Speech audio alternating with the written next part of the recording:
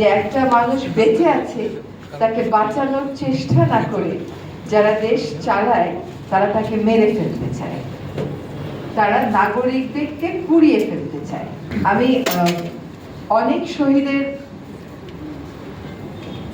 বাবা মাকে, পরিবারের মানুষদেরকে আগে দেখেছি।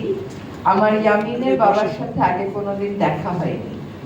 তো ওর মৃত্যুটা, বিশেষ করে ওর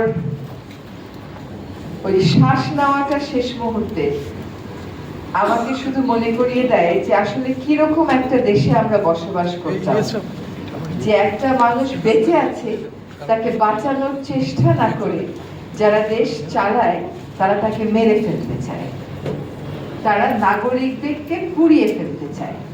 মানুষের তো মৃত্যু হবে, আমরা অবশ্যই সকলকে এই মৃত্যুর স্বাদ দিতে হবে, কিন্তু কথা হচ্ছে দেশের সরকারের কাছে, সরকারের হাতে নাগরিকেরা কি পরিমাণ অনিরাপদ হয়ে যায় শুধুমাত্র ব্যক্তি আর গোষ্ঠী আর দলীয় স্বার্থের কারণে, সেটা আমাদেরকে ওই মৃত্যু থেকে উপলব্ধি করতে হবে। আর যদি দেশকে আমরা ওই ব্যক্তি, গোষ্ঠী আর দলীয় স্বার্থের উপরে রেখে পরিবর্তন না করি, তাহলে আসলে বিচার শুধুমাত্র একটা প্রাতিষ্ঠানিক আয়োজন হয়েই থাকবে, আর এই অন্যায়গুলো বারবার হয়তো রিপিটেড হবে।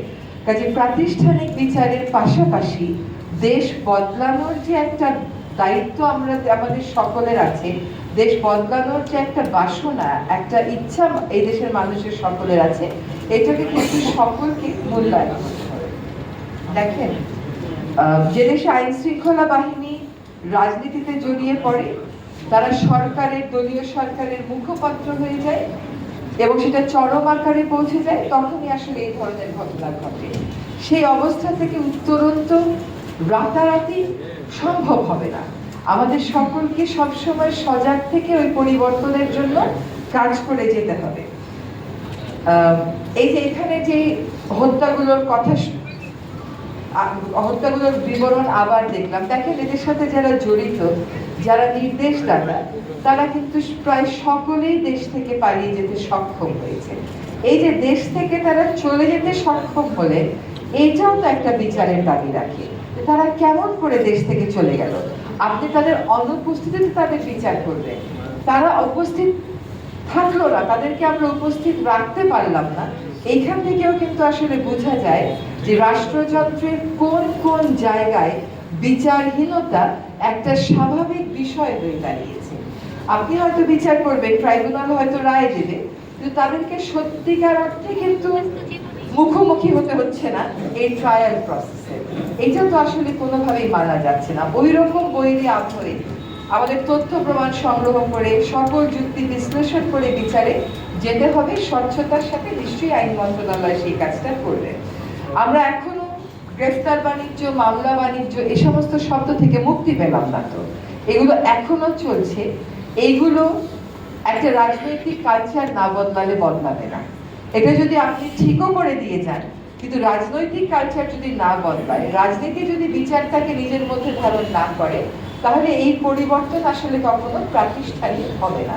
আমরা আর কসমেটিক কোনো পরিবর্তন দেখতে চাই না, সত্যিকার অর্থে মূল্যবোধের জায়গা থেকে পরিবর্তন দেখতে চাই।